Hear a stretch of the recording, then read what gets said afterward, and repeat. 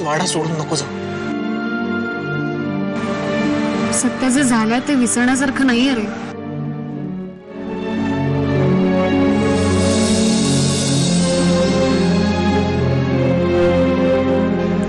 सत्या, अमृताची काळजी घे, निदान या अवस्थेत तरी. या अवस्थेत म्हणजे मला नाही कळलं. ती आई होणार आहे तुझ्या बाळाची. काळजी घे दोघांची. अशा परिस्थितीत तर नकोच ना. बरं झालं तुला लवकर कळलं. मला वाटलं की अजून तुझ्या लक्षातच आलं नाहीये की. एक मिनिट तुला कसं कळलं की काय परिस्थिती आहे ते? मला कळलं की हो नाही हो. तुला सरप्राईज द्यायचं होतं ना मला. आनंदाची बातमी आहात कुठे? सत्या बाबा होणार, तुम्ही आजोबा होणार. छान छान. आधी पहिल्या पेढे आणायला.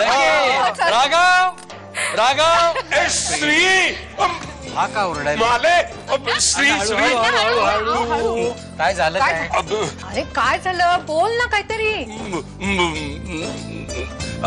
आपल्या देवघराच्या पाठीमागे पळत सापडलीये. अरे काय सांगतोयस काय अण्णा तू? हो मी आत्ताच पाहून आलोय. पुरातत्व विभागाला कळवायला हवं. अरे पुष्कळ सोनं सापडलंय. ओ खरं की काय? अण्णा, मी तुम्हाला याच्यापेक्षा आनंदाची बातमी सांगते. आपल्या घरात आता सोन्यासारखं बाळ येणार आहे. अहो सत्यजित बाबा होणार. काय सांगतेस काय? उद्या घरी पूजा आहे सत्यनारायणाची. काय?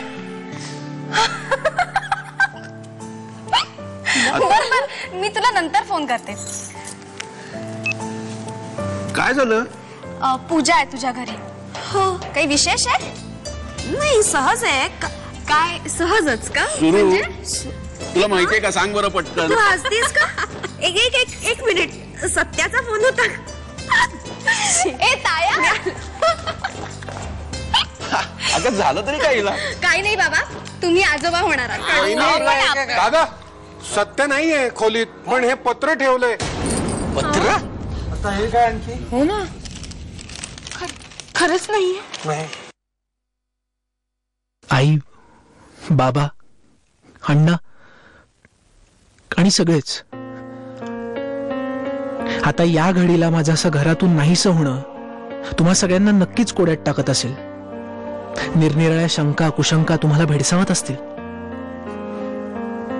याला कारणही स्वाभाविक आहे म्हणा. कारण मी पॅरिसहून आल्यापासून सतत या ना त्या कारणाने असा नाहीसा होत आलोय. मग ते साधूचा वेश घेण्यासाठी असो किंवा काहीही. पण ज्या वेळेला मी आल्या आल्या घरात न येता परस्पर बाहेरच्या बाहेर नाहीसा झालो, त्याच वेळी माझ्या आयुष्याला एक नवीन वेगळं वळण मिळालं, अमृता नावाचं. आणि मी घरी आलो ते अमृताशी लग्न करूनच. हा सारा स्वप्नवत प्रवासच आहे.